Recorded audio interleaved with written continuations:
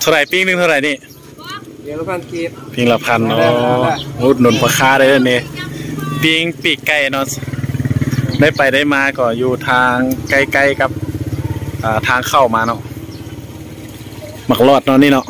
ทงเท่าไหร่นี่ทงละพันทงก็แจ่วฟ้าเลยน้ำมันอยู่นี่ขายลิตรเท่าไหร่ล่ะ20,000โอ้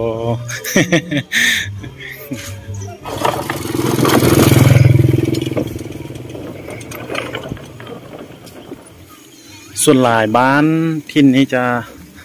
เฮ็ดส่วนยาแดงเนาะลายที่สุดเนาะก็เป็นไรครับหนึ่งที่เข้าครอบครัวแล้วก็เข้าบ้านเนาะสบายดีทุกคนเนาะมื้อนี้สิพามาชมบ้านชนเผ่าไทยลื้อของพวกเขาเนาะก็คือบ้านทินเมืองงาแข่งดมไซเนาะ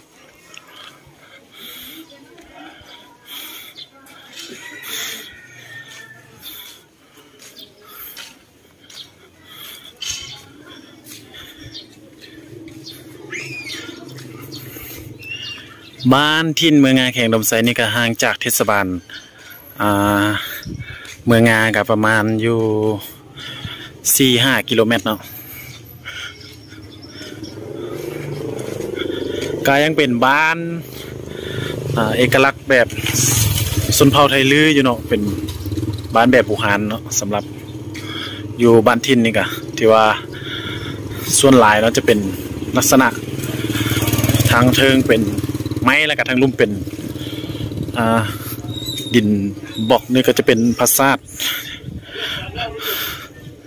วันนี้ก็จะล้างผ่ามเนาะวันนี้เนาะ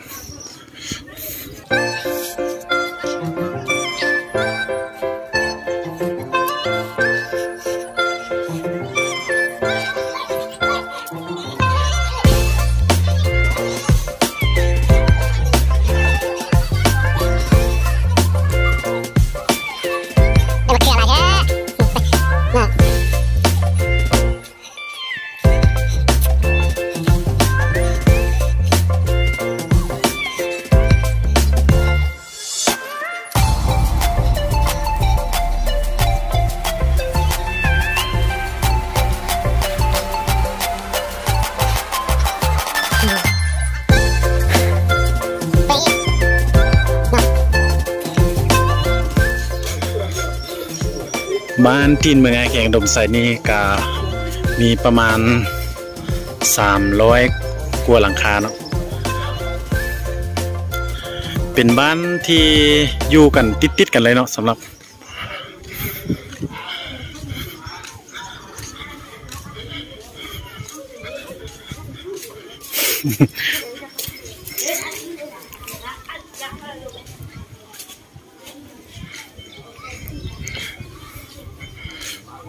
วันนี้โบเมาเต้วันนี้โบเมาเต้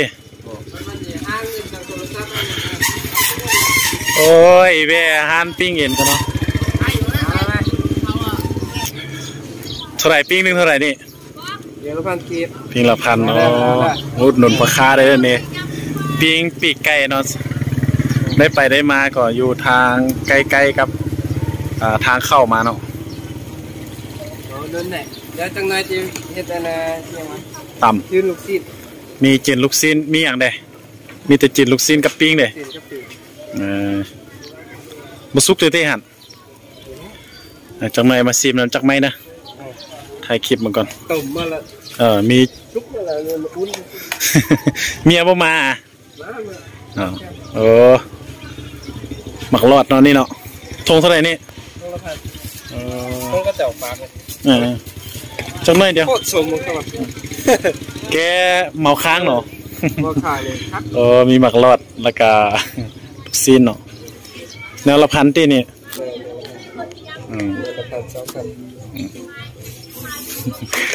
เดี๋ยวจังหน่อยมาซื้อสวย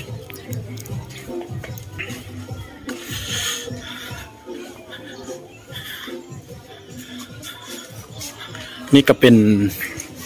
หัวบ้านเนาะหัวบ้าน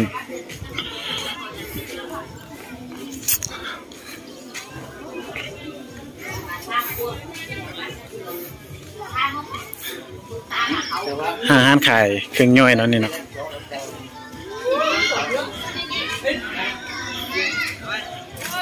น้ำมันยูวีก็จะขายแบบเป็นนั่นเนาะเป็นจับปั้นนะ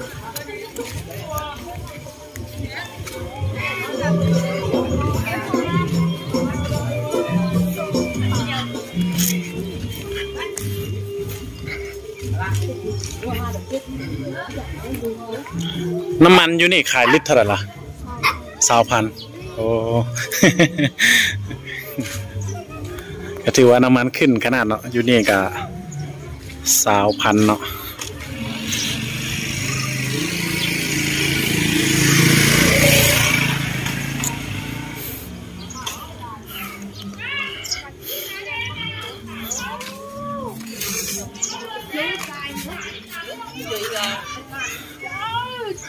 จุดนี้จะเป็นทางออกก็คือ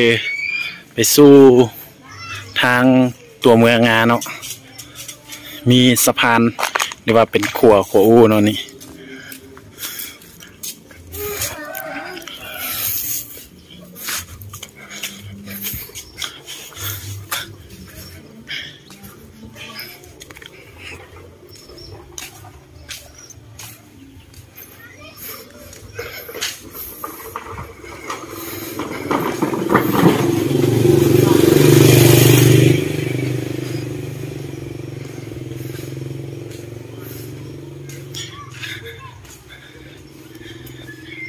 เดี๋ยวจะพาย่างข้ามขัวอูไป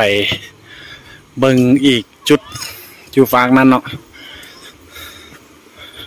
ขัวอูนี่ก็จะข้ามทางสายน้ำงาเนาะตอนนี้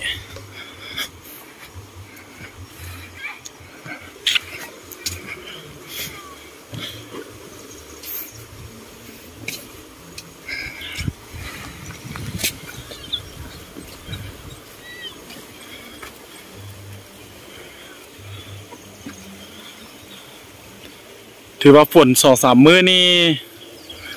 น้ำขุ่นเบิดเนาะฝน2-3 มื้อนี่นะฝนตกเนาะฝนตกหนักเนาะสำหรับอยู่จุดเมืองงาเขียงอุดมไซนี่กะ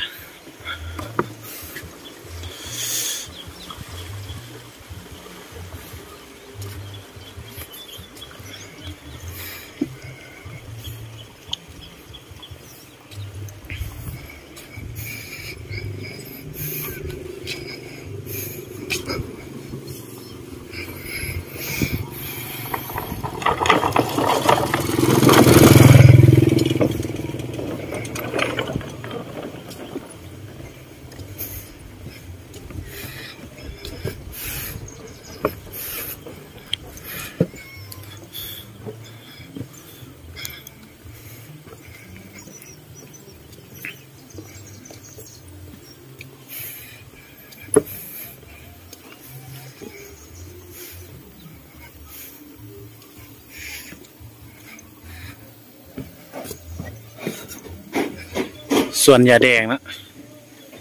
ที่อยู่นาหวดนี่กะส่วนหลายบ้านที่นี้จะเฮ็ดส่วนยาแดงเนาะหลายที่สุดเนาะก็เป็นไรครับหนึ่งที่เข้าครอบครัวแล้วก็เข้าบ้านเนาะ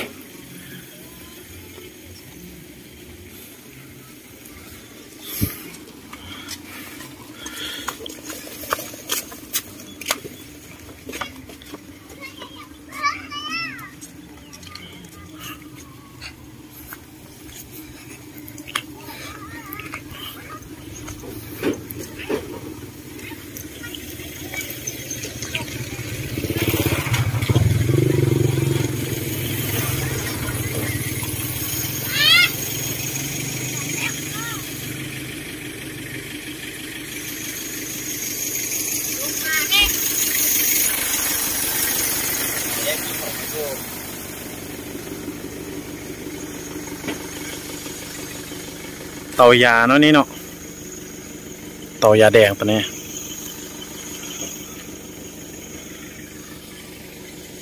ก็คือส่วนยาแดงนะ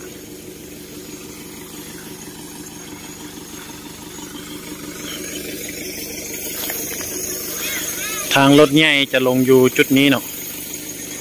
ที่ไปสู่บ้านทินนะตอนนี้น้ำกะขึ้นเนาะ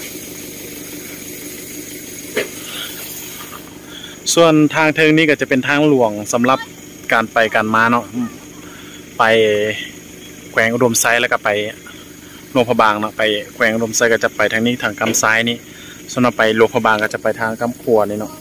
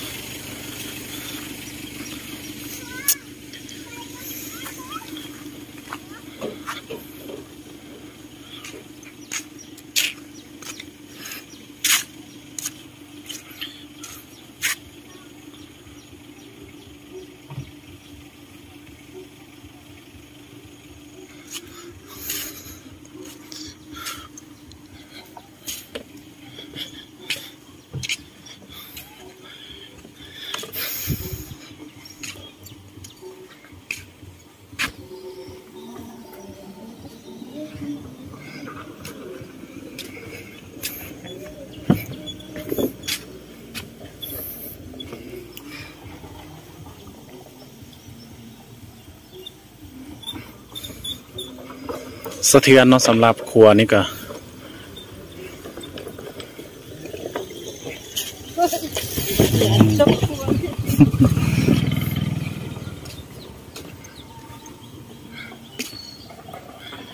คลิปนี้กับบ่มีหยังหลายเนาะก็สิขอจบคลิปเพียงเท่านี้เนาะบ่คู่คิดเห็นแนวใดก็อย่าลืมคอมเมนต์ทางด้านลุ่มเนาะ